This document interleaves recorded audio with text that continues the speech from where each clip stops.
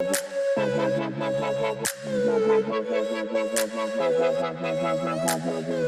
I was going to dive into that community building concept, right? So, I think in an interview I listened to of yours, I think you might have mentioned it 17 times. This idea of community and community building. Right. So clearly, it's really important. And I think a lot of what you talked about were strategies that we used really early on that I think were really effective, right? Just building relationships with anybody. Like you would reach out to individual followers that would follow you on Instagram and say, "Hey, how can we be helpful?" And as well as I think you said personally that you enjoy brand building, or community building, right? As your own personal contribution to the company. So talk to me a little bit about the philosophies that you guys have there when it comes to community building, some of the tactics that you've used that have worked really well. Would love to hear about that a little bit more. So for sure. And for me, this is the most fun part about building a brand. Because if you really think about what a brand is, right? We cut back, let's call it 2 years ago when insert name here started. I'll use that as an example. One day there was nothing. It didn't exist. The next day there's an Instagram account. There's 0 followers, right? There's a website up and we're like, hello world. We're insert name here. We're a hair brand. We're live, right? And we literally had to take that account and take it from 0 followers into what it is today in an environment where it's really hard to grow on social, right?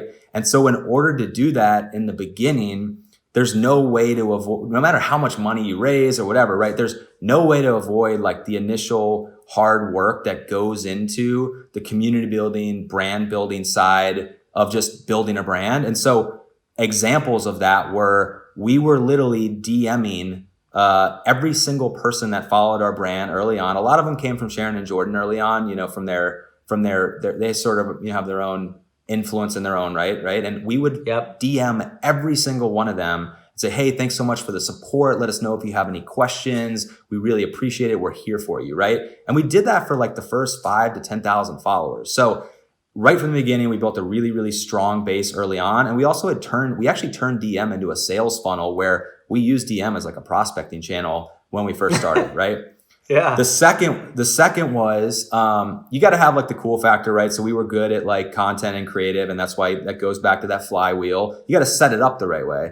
And then there's the like sort of influencer element that comes into play and the validation factor that comes from relationships with influencers. So luckily, again, I think another competitive advantage going to how quickly we scaled, we all had really solid influencer relationships. And that was definitely really helpful, a huge competitive advantage. And we really, nurtured those relationships. Some of the influencers we worked with early on, they weren't necessarily huge. They had 25,000, 50,000 followers. We really spent a lot of time with them, built great relationships with them, and they became amazing advocates for the brand.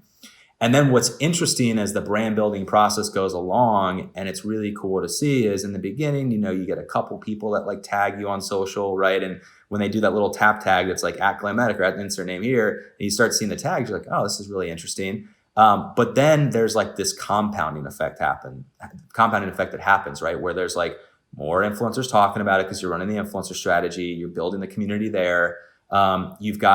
You're starting to develop a voice as a brand as you go through your own socials, right? And you have a point of view, you have a distinct point of view. And then you get the word of mouth effect, right? That's like kind of coming into play at the same time. And all of a sudden it becomes cool to tag your brand on social. And then you've now avoided being a commoditized, business, right? Because in the end, they're buying your product for the community, for the brand, and, how you compete against, the Amazons of the world that can dupe any product is no one's going on Instagram and tagging Amazon for where they got their product, right? And so when you see, when you start to see like thousands of consumers start to tag your product, you've built this like really sticky community that just comes into that flywheel we talked about.